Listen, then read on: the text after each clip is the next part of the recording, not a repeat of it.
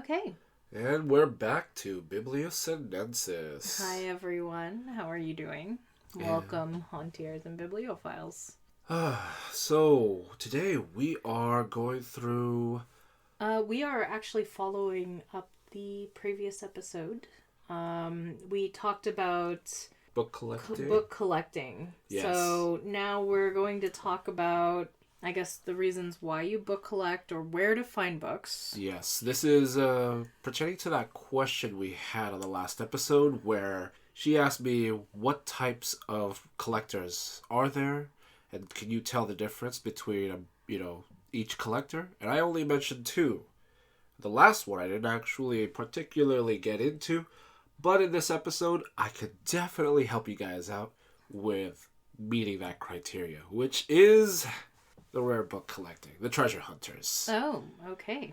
Being that, before we begin, what are we drinking today? Oh, okay. So today we are drinking Everglen.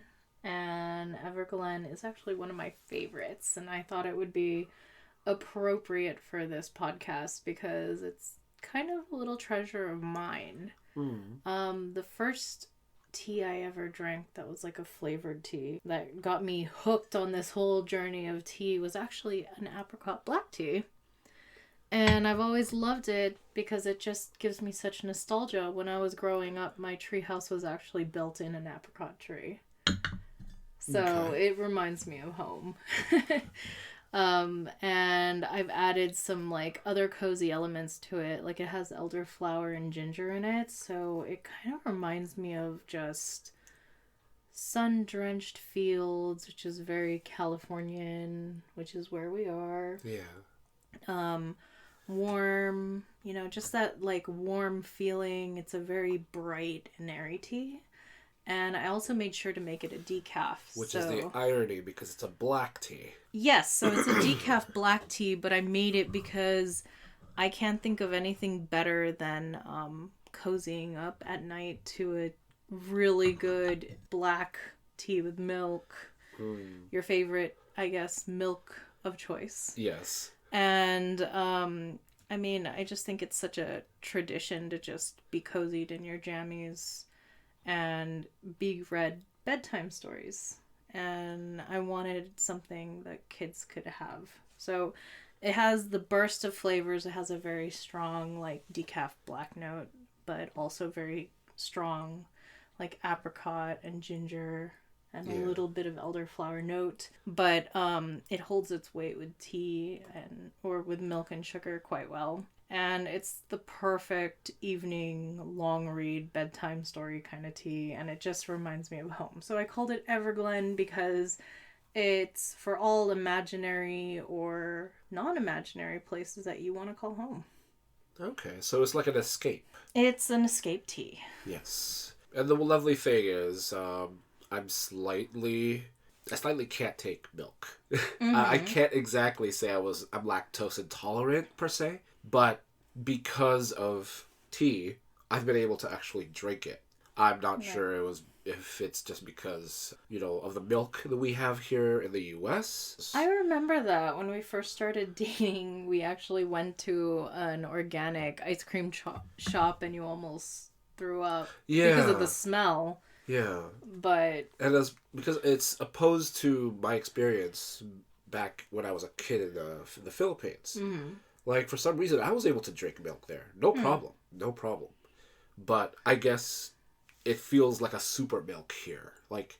it's really dense? It's dense. It's, I don't know. There's something about cow's milk that just is immensely, like, hyper milkish. Oh, yeah. I'm not sure how to put it. Interesting fact for everyone out there.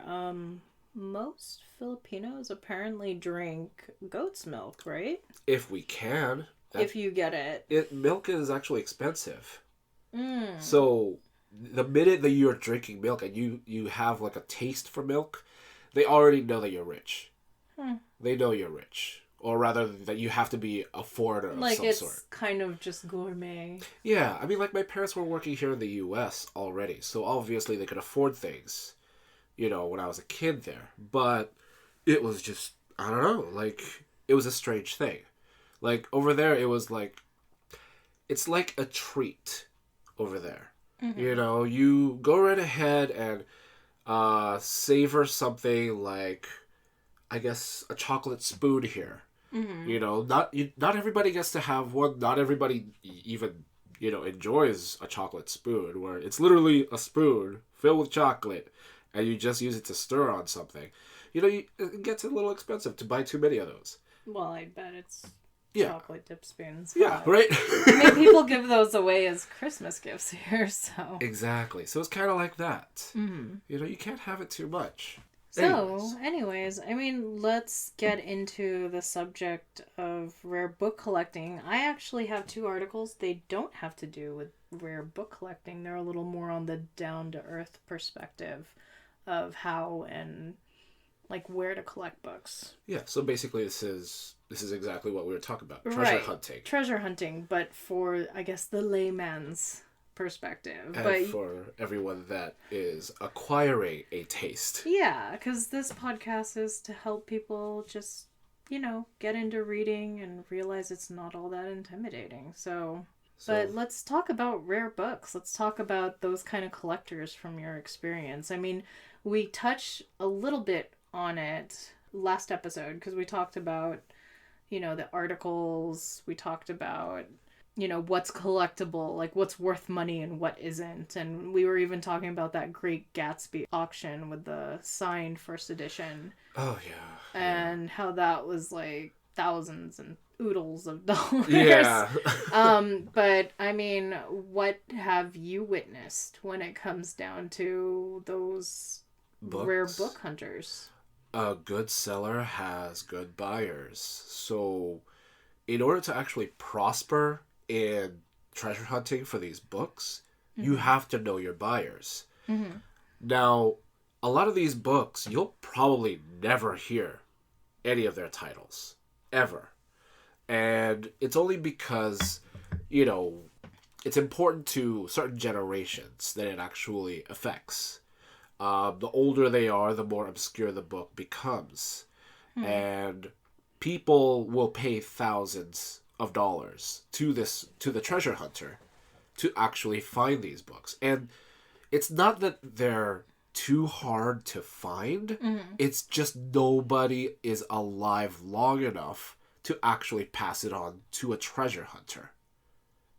Does that make sense? Yeah, so there's 2 things that come to my mind. Okay. So the first thing is one of my first jobs straight out of college, or I should say it was my internship, was working for a theater. I actually worked for the Falcon Theater, and I helped with their press.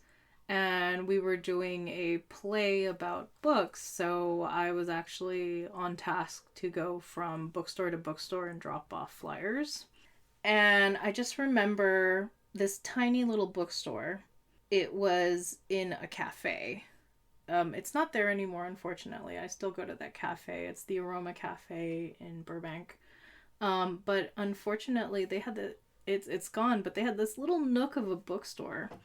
And I guess the owner was like really into rare books or collectible books because it was just all these old world books. Like most of them were like hymn books from like, old churches in France or just like really richly aesthetic books. It was just, I mean, I can't imagine anyone saying, hey, I want a hymn book from like 1700s Paris, but I guess if you're that kind of collector.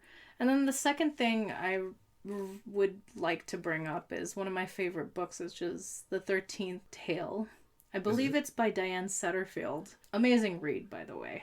I'll totally recommend that in our list. But it actually starts out with the protagonist, who's like going to become an authoress for this character. I won't go into detail, right? But it takes place in a collectible used bookstore, and the authoress says that practically nobody buys at a used bookstore, at her used bookstore in England, but her father would have 1 or 2 buyers a year, and they would ask for a specific book.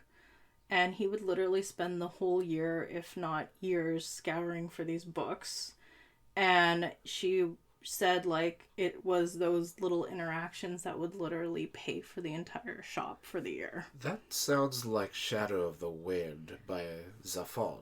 So, kind of. I mean, Zavon also had the bookstore. Yeah. The Cemetery of Forgotten Books series, which, by the way, I think I have one more book in that little series. Have you had Angel's Game? I have done Angel's Game, and I've done Prisoner of Heaven, and I have done Shadows of the Wind. So those are the three, but I think there's one more. I think The Rose of Fire. I'm not sure if that's part of that trilogy. Okay, a little trivia. Just as I mentioned last time, another Dumas book you could actually read is Prisoner of Heaven. Oh, yes. Okay, so if you're looking for amazing Spanish authors, Zafon is by far my favorite. I know we talked about Marquez dabbling from time to time, but Zafon has just... He is such an incredible read. Like, he is so... Like, you feel like you're literally tumbling back and forth. I guess the best way to explain it is, imagine if you're reading a Hitchcock film set in Spain. That's the best way to explain it, because it's pretty cool. And it has a lot of, like, Gothic references, and I don't know how to explain it. It's just, like, kind of like that thriller suspense. Yeah. And it's done so artfully that it literally feels like you're reading a Hitchcock film. Okay. It's like that same vibe you get. So you're telling me, like, 2 books have actually mentioned about used bookstores having treasure hunters. Yes. Yeah. Okay. I was actually... So, since you brought up Zafon, I was thinking about Shadows of the Wind. One of the things that the father does for... I believe it was Daniel is the protagonist for that. Yeah. Is he gives him a pen, which he apparently acquired, and it's supposedly... it's not Dumas. It's the guy who wrote Hunchback of Notre Dame. Can't remember. Is it? You want to look it up? Must look. Oh my god. It's like always, it's the guy who wrote Les Mis. Yeah, I just never remember the author's name. It's Victor, isn't it? Let me, hold on. Okay. Hunchback of Notre Dame. I believe it's Victor Hugo. And drumroll. What? Wow, you have such a slow phone. Yeah. What's up with that? It's Victor Hugo. Yeah. Okay. But, yeah, I don't know. I guess it's a thing. Like, it's a thing. Yeah. I mean, a lot of these, you know, I guess, Spanish, European style books, they tend to enjoy, like, a good dark, you know, lifestyle in their books. And the thing is, they make it sound so romantic when it happens. I guess it's just the humor and the temper of, you know, how the world is, you know, for people in that side of the continent. Right. I'm not sure. I don't know. I like it. Okay. It's broody and moody. Ah, there you go. Yeah, but 13th Tale is actually a British authoress, and I just think about that. I think about, like, when you started working at the bookstore, and just that there's going to be those few people that will pay anything at any cost for a specific thing. I mean, okay, confession time. What's the most have you ever bid on books? And if you did, what's the most Me bidding? expensive bid? I have never bid on a book. I have bid on a book. I am too scared if I bid on a book. I will bankrupt us. I know one of the most expensive books that you were looking for was that architecture book called White. Oh, on the philosophy of the color white. That keeps fluctuating actually over the price. I mean, the first time I saw it, it was like, you know, $25, and then the following 3 months, it went up to $35, and then, you know, 1 year after, it went up to $300. It was just a ridiculous book. I mean, the whole point of white was it was an architect that used Buddhist practices to, have you concentrate on the simplicity of your home. So if you were to actually create, one particular spot on your wall that you wanted like a frame or a photo, since the entire like structure is white, he would actually explain in an essaic form that it is a focal point for you. It's kind of weird. My dad used to say this to my mom because my mom and dad kind of grew up differently. Like, my mom had to, sell cigarettes in the slums just to actually get to where she is. My father, on the other hand, actually had a rich family, which, ironically, she knew how to work. He didn't. And because they had a business. Yeah, exactly. Interesting. But he always had to tell her to calm down because she would be so high-strung that she just couldn't help but, get mad sometimes. Sometimes it wasn't for anything at all. So he went ahead and actually explained to her, if you take a white piece of paper, it's just a white piece of paper. You can't really judge anything, right? Now, you put a dot on that piece of paper. That's all you can see. You completely forget the entire white sheet of paper and you concentrate on that dot. And suddenly, the dot is the paper to you. You'll just say, oh, it's this dot. And you can't keep concentrating on that dot. You have to actually understand that the rest of the paper is still in your hand. And that's important because without that paper, you wouldn't be holding anything. Interesting. Okay. But that is what white is all about. I have to find the author. I will put it in our recommendations. Yes, we will. But yeah, last time we checked it, I'm sure the value has gone down a little bit, but wasn't it like somewhere around $800? At one point, yes. Like, it was just ridiculous. I guess the guy, got famous in academia. And once a book becomes, academic, it gets sought after, and it will be, like, purchased by students left and right. All thanks to just, the fact that you go to college to make money someday. So obviously the books that they're selling is worth money.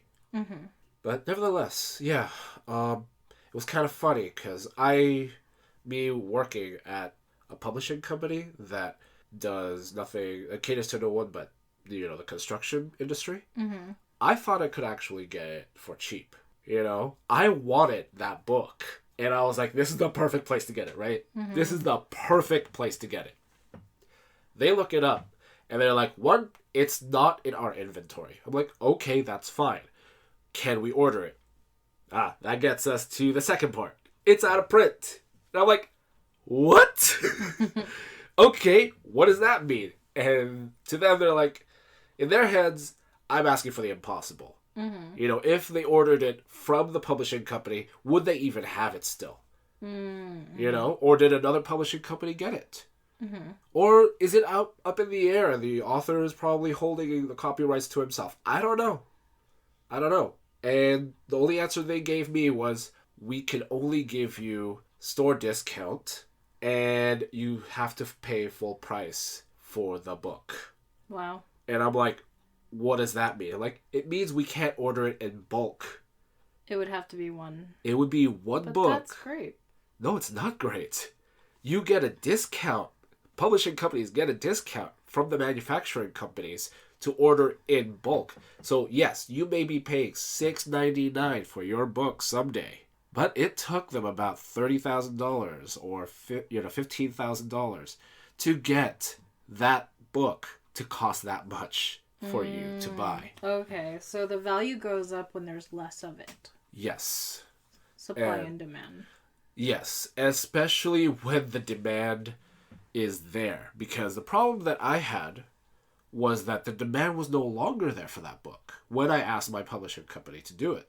And they're like, again, it's not in print anymore. They're not printing it anymore. And two, I don't think anyone else is actually buying this anymore. So the price went down. And they're like, you may as well just buy it at Amazon. And I'm like, but that doesn't actually support the author. You know, the cut that Amazon gives you. We'll go into that a Oh my different God. time. It was terrible. It was heartbreaking. I did not know what to do. Yeah, I think that's an interesting, like, subject all in itself for a different episode. So, exactly. Well, tell me, what's a typical collector transaction when you are working at the bookstore? Like, how does it go about? Do they call your boss? Did they give them a list? Or is it like if ever you happen to and there's a collector section? I mean, what does that look like? It literally looks like a regular guy comes up to the storefront and says, I need this book. And I tell them, we don't have this book. In fact, I can't even find it on Amazon. And they look at me and I said I need the book. Here's my number. Let me know when you have it. Interesting. And then I go right ahead and call my boss. And I tell him that. And he's like, I'll look in our inventory. But if not, I think I know who may know somebody with that book.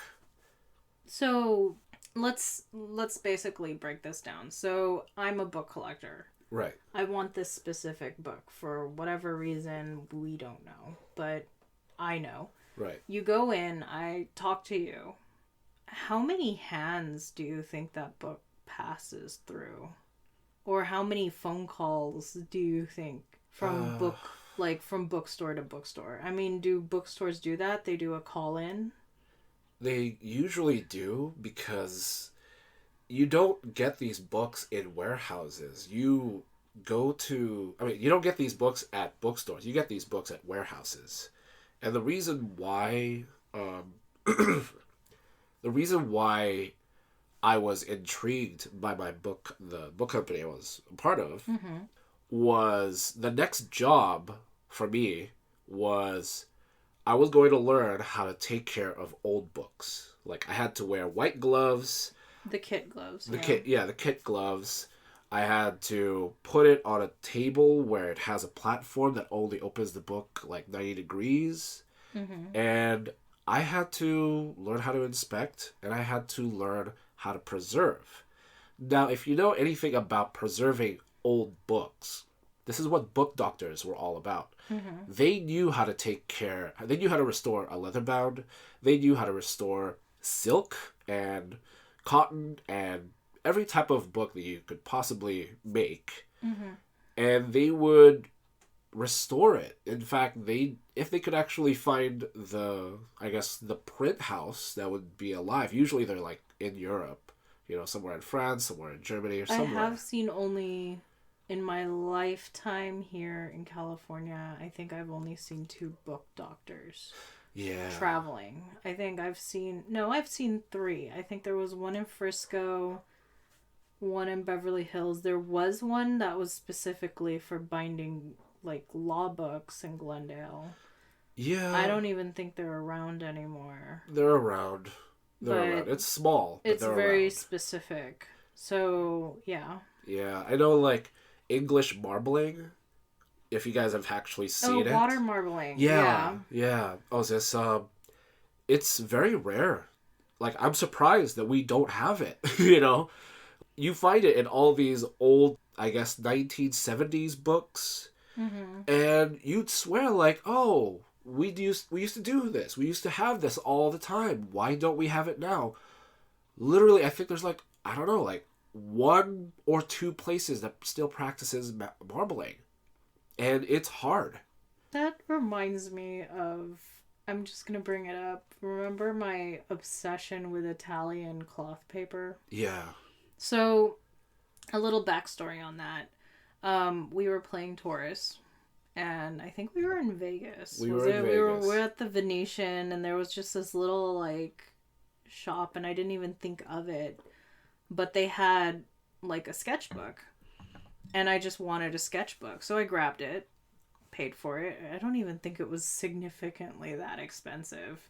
Oh, it was. Was it? Oh, it was. You just weren't looking. I just wasn't looking. I paid $35 for that sketchbook. Okay, well then. It was amazing. Anyways, so I got this sketchbook, and I swear to everything, it is still my favorite sketchbook. It has, you can just feel it. It's a cross between like a linen paper of sorts, like a cloth paper.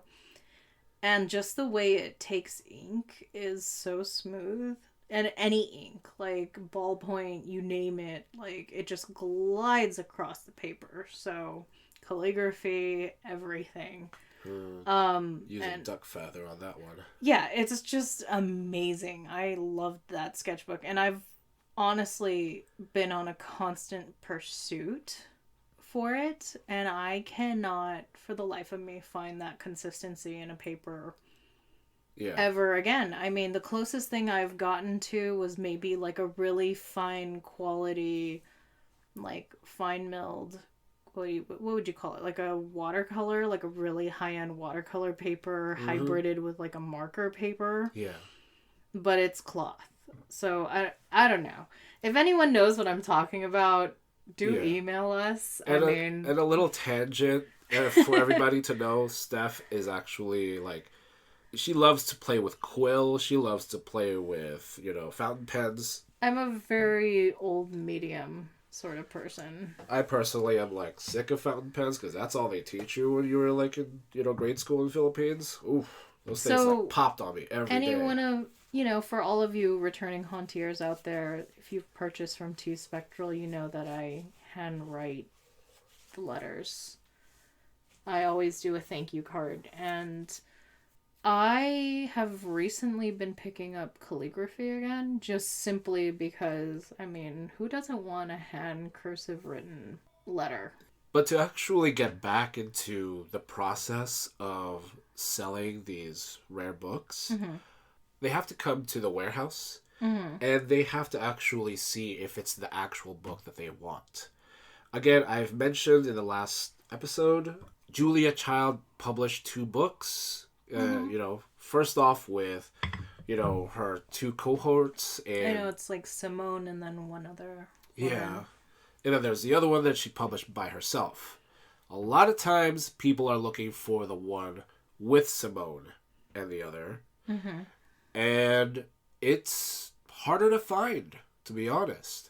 But if you could get both, the price goes from like, goes from like 100 to like 500. And it really depends on the buyer. And the thing is, we do like silent auctions. So obviously, you give us your price, but we won't tell you who else gave the other price. And we won't even let you know sometimes that somebody else is buying it. We'll just let you know that we'll consider it, and if we actually want to continue, then we'll go right ahead and contact you. So I actually know a little bit of history on that book, so maybe I can go through what I can remember and tell me maybe that, like, if that's the reason why that book is so rare or why it's so collectible. But I have read both Julie and Julia as well as My Life in France by Julia Child. Both are really entertaining reads in their own right. But if you've read My Life in France, a good chunk of the book is about her going back and forth in the process of writing the book and how she got it published. And I believe it was Knopf Publishing that took it. And It was a chance. It was like a complete risk book for them because there was never an extensive guide on French cooking for Americans. And it wasn't even like a thought. Think about it. They were coming out of that era of like Escoffier and the Ritz-Carlton and that like 1920s kind of era. And then the war happened. And then people were more domesticated. Around the 50s, people were thinking of at-home housewife cooking, yada yada, like that homesteading. And I'm sure if you know anything about book collecting, those are actually really popular. We were talking about that in the article. Like how to be a good housewife or cleaning or cooking back then. But that all-Americanness was sort of what was wanted. So to go on a limb and try to bring in French cuisine for an American audience was a big risk.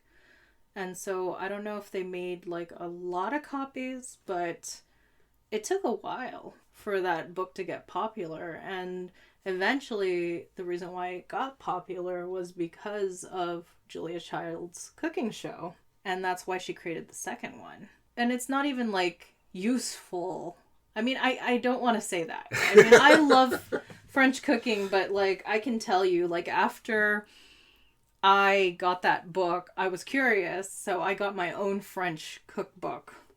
And till this day, I make some of those recipes, but most of them, like, nobody needs to know how to put a duck in a duck press, or nobody needs to know how to make, like, oodles and oodles of these buttery dishes that take hours and days to prepare, right? Lobster, I mean, yeah, who's gonna do that? Even in American cooking, period, like for the 50s, you know, nobody's gonna sit there and slave away at an 8-hour prep meal.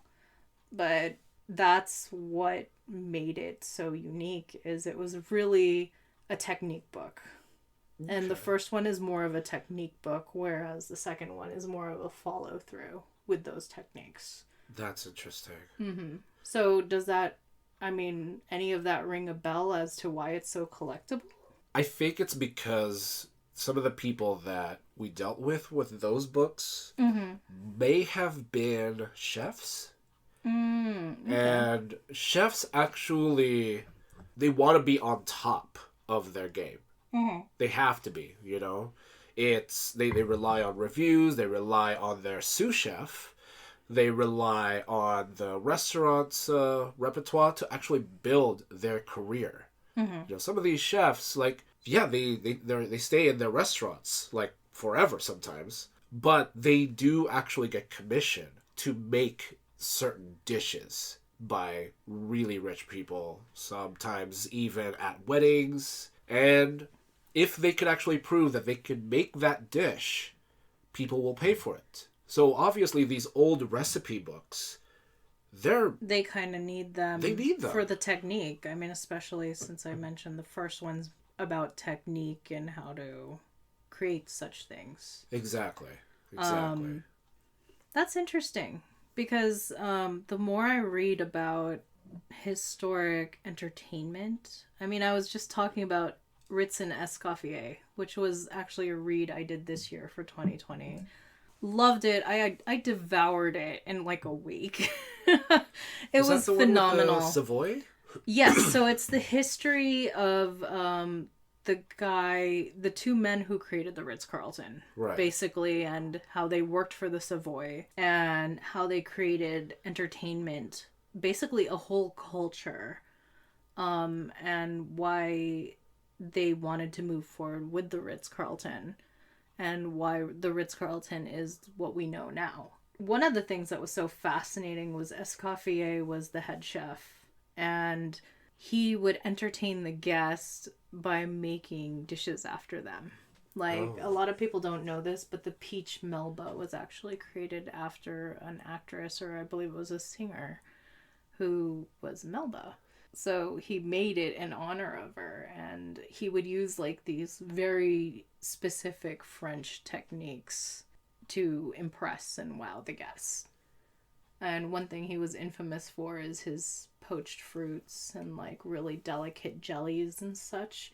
And that's where the peach Melba came from. Makes so sense. The more I study about history, the more I understand like just foods and technique and how they kind of are landmarks. Okay. And they also talk about the time. I mean, Fun little fact, if nobody knows about it, fettuccine alfredo is not a traditional Italian dish, even though we all love it, right? Yeah.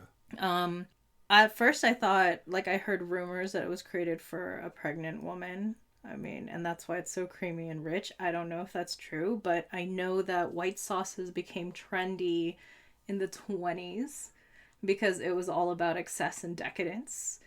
People were traveling. So a lot of, like, foreigners were going to Italy and they wanted the Italian experience, but they also wanted that excess. And tomato sauce was obviously not going to do it. So you get these gorgeous white, rich sauces, and that's actually where it came from. Okay. Well, at least I know where it hit its popularity. It was during around roughly the Flapper time. Okay. Yeah. Okay. So I'm on a tangent here, but... Huzzah. So, I guess when it all comes down to it, these rare books are only demanded if there's a buyer. And these buyers are actually what makes these books worth anything. You don't know how many books we actually have in the world and how many we actually ignore just because nobody sees value in them. Like, I guess a good one that I didn't find value in for, like, the longest time was, okay, I guess old medieval poetry. Nobody thinks about that, you know? Like, you think English poetry, that has, like, just history in itself because you love that. You love that stuff. And ordeal was, I was getting into Highwaymen at one point, and I started looking into Dick Turpin. I started to look up all these fun little things that happened left and right. So on that note, I just want to say it is incredibly hard to find the subject of Highwaymen. I don't know why. That is so awkward. Because like I mentioned prior, Georgette Hayes, the reason why I went to read her books is because she did have Highwaymen, and it was so incredibly wonderful to finally find a readable novel with Highwaymen in it, which you would think would be more of a thing, but I think during that era it was such a degenerate thing to do that you don't really get much on the matter of Highwaymen. Well, there wasn't really much you could, find because they would literally just have posters and wanted ads, and you would have to go by, like, what the villagers actually would say or what they would write. I mean, Dick Turpin himself wasn't really that great unless you actually go by, like, the lore that people would talk about. Like, he was an ignorant guy that, got caught once. And, he got caught because he actually was hiding in a barn, and some guy was, like, telling him, hey, you can't stay here. And he's like, I'm just trying to pass by. If you could just kind of help me out. I don't know how to write. The guy teaches him how to write. He goes right ahead and writes a letter. And then he's like, wait, what did you write about? You're Dick Turpin? And he gets jailed. That's it. That is it. Has, like, all these amazing adventures that they write about him. And, how he was just, like, this amazing lawman. Like, that was it.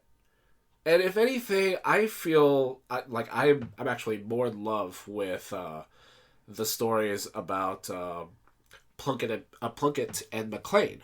I actually am reading the books for Plunkett and Maclean. I have, I believe the first book on my reading list. Before Plunkett and Maclean. It's the same universe.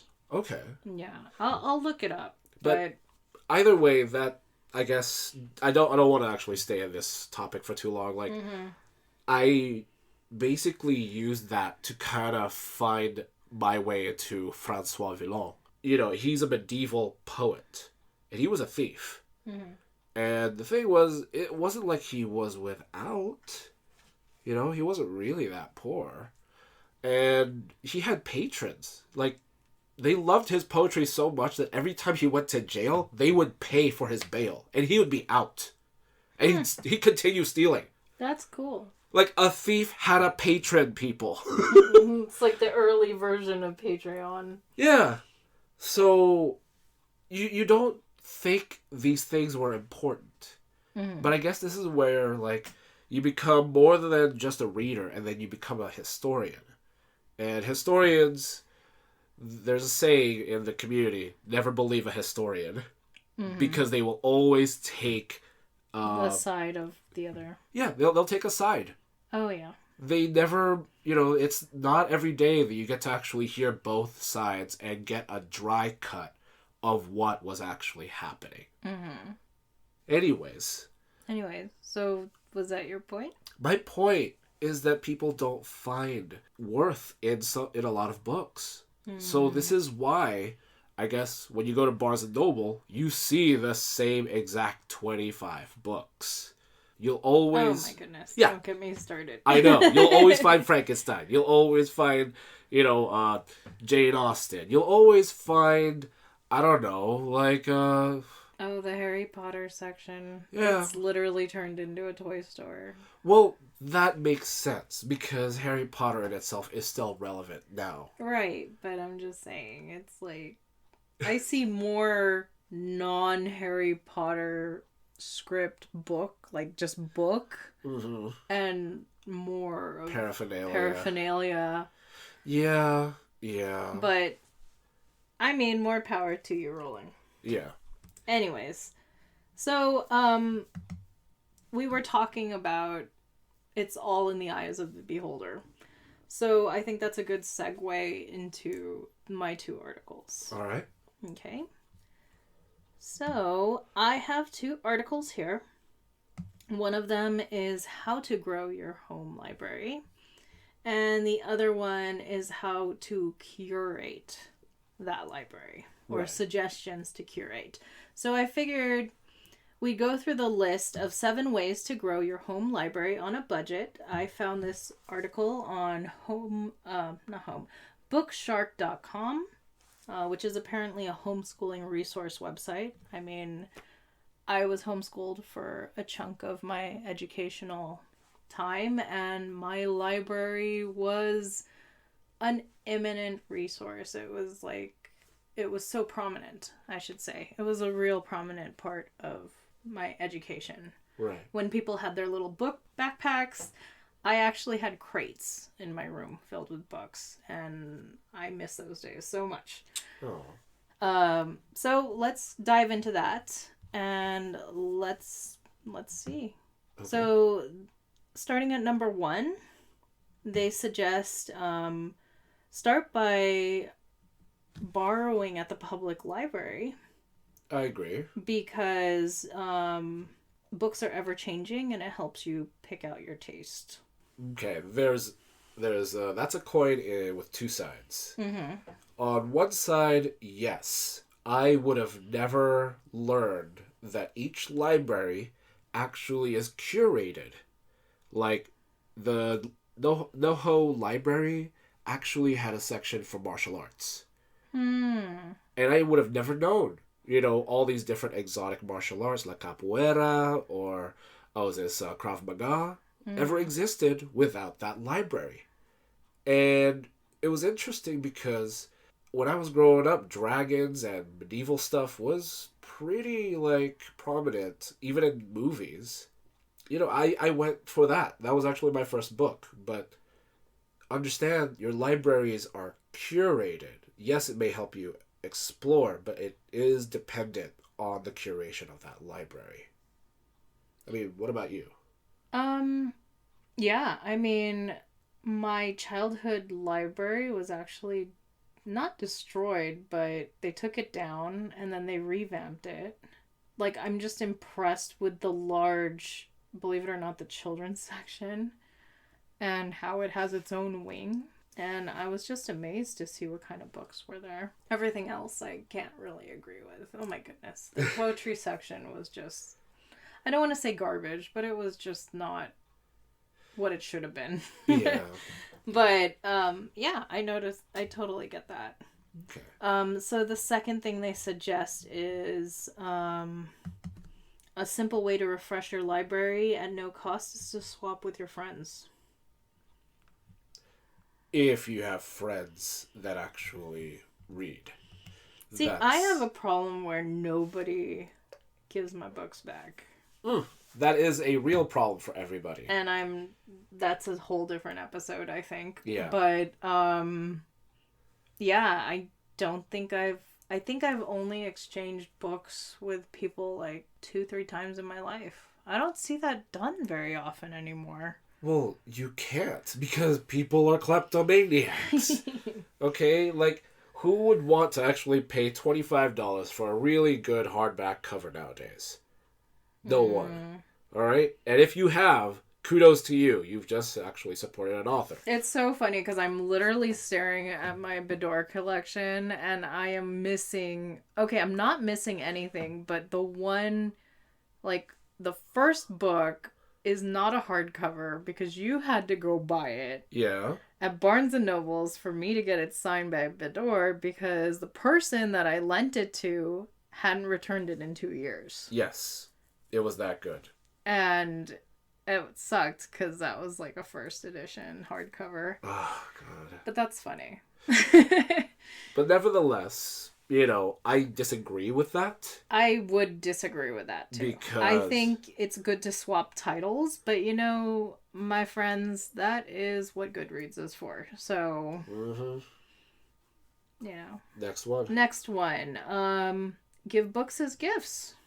I like giving books as gifts because people don't like to actually explore over, I guess, what might be a book that they might enjoy someday because change is uncomfortable. So obviously, if they're a romantic reader, they'll just go for the next Harlequin book.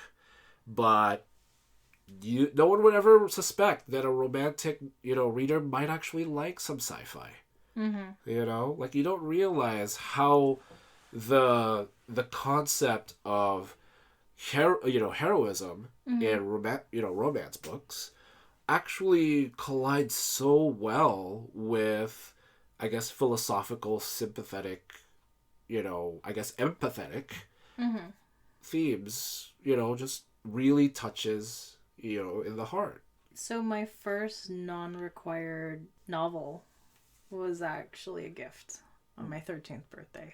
And I remember it because I was in the middle of changing schools and my birthday blew because nobody wanted to come to my birthday and I had like 2 awkward friends come that I had just known for a few months and we had a slumber party. I mean, I think past stuff, that was a dumb idea to plan a slumber party on a 13th birthday when you were like swapping schools, girl. Not the greatest idea. Nobody really wants to sleep over at the new girl's house they've known a few months. But anyways, the few that braved it, thank you. Because one of my gifts was actually a novel and it was Redwall. Oh. And Redwall was my first novel, not school required novel. Right. And I still treasure it. So it's lovely. Even till now I look for that cover specifically because it reminds me of my childhood and that tapestry art print version. Yeah, that actually is a huge drive for a lot of people when they collect certain books. Mm-hmm. Like, the first illustration usually is like coveted. I know a lot of 1960s, 1970s books, they have, nothing but those types of art. But the minute that they are republished, for some reason, that artist disappears. Interesting. And people don't know where to follow that artist, so they collect those books. Yeah, so specifically with the Redwall series, if people don't know, the Brian Jacobs series is about, I guess medieval fantasy, but with, furry, cute woodland creatures. Yeah. And most of the protagonists are all mice.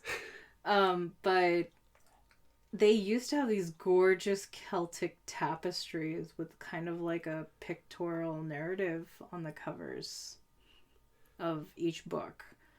And that's the one I grew up with. But now, I mean, the art's still pretty good. They have like, I guess just semi-realistic illustrations of the characters, but it's just not that whimsical, like, I guess aesthetic. It felt cozy, I guess. Not really just cozy, but almost like folk tale legendary. Yeah. It had that storybook, like, folktale vibe. So, but I look for when I go looking for Jacob's books to add to my collection, if I see one of those and I don't have it, I will take it. All right. Tangent. Okay. Shop library book sales. Ooh, all right. So this is the point where you guys actually get to learn how many people actually read in your community. Now, I've worked at a bookstore in I guess Santa Anita, and you'd think people would buy books there because obviously there's a big reading community there. But they don't buy books. They go back to their usual books. They don't explore. And then I actually worked in Sherman Oaks, surprisingly. I wasn't expecting anyone to read there. It's the San Fernando Valley, guys. People are too busy with other things. Yeah, And no, they read. They buy extremely. And surprisingly enough, like, when actors are done with their recordings or any of their filming, they run to bookstores. They run to places that we commonly don't, think twice about. Because, some of them, they have to cover their faces. They don't want to be showing that they're part of Glee. And they just came to a really popular venue and, Well, maybe it's because nobody really goes to bookstores unless they're having a Starbucks or yeah, I mean, unfortunate. Usually... I love that silly quote from Inkheart the movie where was it in Inkheart the movie? I think so. I know it's in the first couple of chapters, but like Maggie complains to Mo like, why do we always go to bookstores that don't have coffee shops? Like, do you mean we're actually going to go to one where I can buy a hot chocolate or something? And I was like, I never really thought about that. Yeah. But, I mean, next time you go to a famous bookstore or popular one, I guarantee you there are less people in the aisles and more people at the cafe. I mean, just take a look at it. I'm sure if you're a reader, you notice these things, but... Yeah. I mean, if you guys ever want to know the experience of working at a bookstore, like a used bookstore, if you've ever seen the sitcom Black Books... Oh my god, I love that series. It is heartbreaking because for like a good year and a half, that was my reality. So, for those of you that actually do want to watch the series, I believe it's on Netflix, but it's like a 90s bookstore joke sort of sitcom, right? Yeah, it's this guy that actually has his own bookstore and he doesn't know how to do accounting. And all of a sudden this guy, wants to quit his accounting job because he's miserable and comes in and says, I could take care of that. Let me be part of your bookstore. I want to be happy for a change. And he's like, oh, no. All this is very hard, very hard. You wouldn't even know how to price a book. And all of a sudden, done. It's done. But the bookstore owner just still goes crazy on you. Like, oh, we're losing, too much money. And then, like, a customer comes in and they're like, oh, yeah, you can have it for, like, £6. And they're like, are you serious? This is the first edition. Okay, $5. Just get out. Yeah. Oh my god. It's so true. It's so true. It is a freaking nightmare. Like, you don't understand why they're even in business half the time. But you know what? For some reason, they know how to find the books. They know who these people are. And they know, who the buyers could be. And their regular customers are usually not the people they want to care about. Half the time, a used bookstore is actually just a farce. It's just their office to find you. That's it. Interesting. So, next one. They said browse used bookstores, which we were just talking about. I don't even really go to mainstream bookstores unless I have to. You don't go to mainstream bookstores for books. You go to mainstream bookstores to pick up chicks and get Starbucks. Okay, so a guilty confession of mine is when people ask me what I want for Christmas, I'll request for mainstream books that you usually, or current books that you can't find at a used bookstore.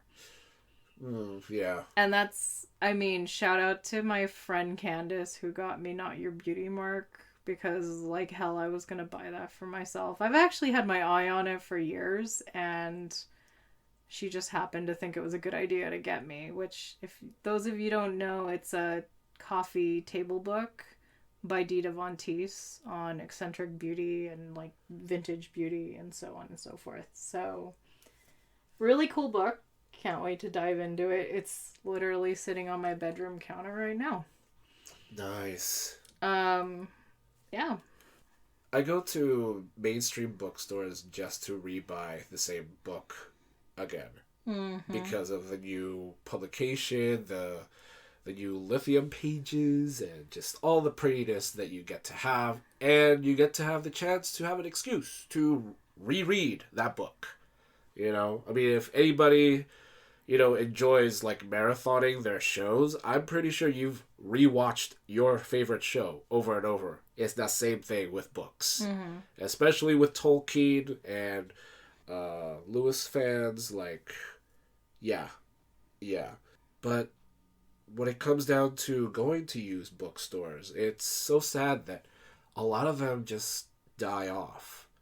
And I kind of wonder, like, if it's just the age of the bookstore owner, or if it really was just that hard to actually keep the business going. I understand that the publishing company I'm working at now, it was originally just a bookstore. But because of hard times, they had to become a publishing company.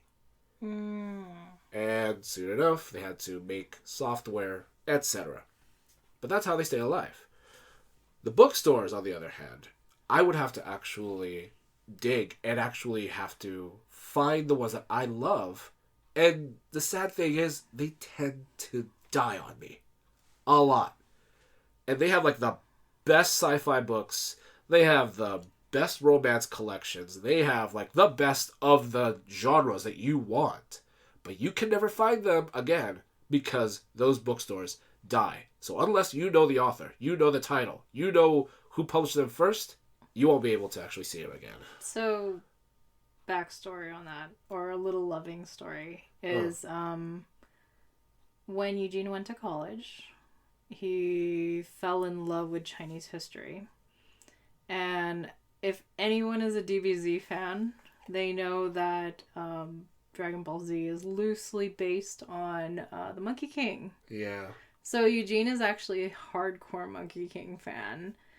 And there's so many different literature renditions of it. Yeah, Shi-Yo-Ji is like rewritten epically. So it is an epic. I mean, there was a time where I was going to PCC, Pasadena Community College, and I don't know if anyone knows, but it's like heavily Chinese like populated. Mm-hmm. And there was this one used bookstore that was just Chinese literature.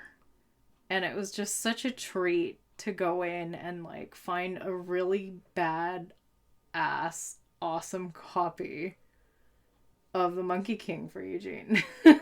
But I mean, I say that story right now and it almost sounds like a dream state because it doesn't exist like anymore. It's very rare to find specific genre related bookstores, which by the way, that's actually one thing we're going to put on the blog is unique bookstores for your treasure hunting that have to do with themes. We're going to put top 5 in LA County. Most of them actually have online stores, so I hope you check that blog post up. That would be fantastic. Yeah. Yeah. Because I don't know, if you guys have ever had this experience where, like, your heart breaks when that used bookstore goes away, and you swear that book should be found, and it's gone. It feels like a part of you is gone forever. Like, maybe a finger sometimes, maybe an arm, but it just hurts. Yeah. Thank you so much for joining us on this conversation about treasure hunting for books.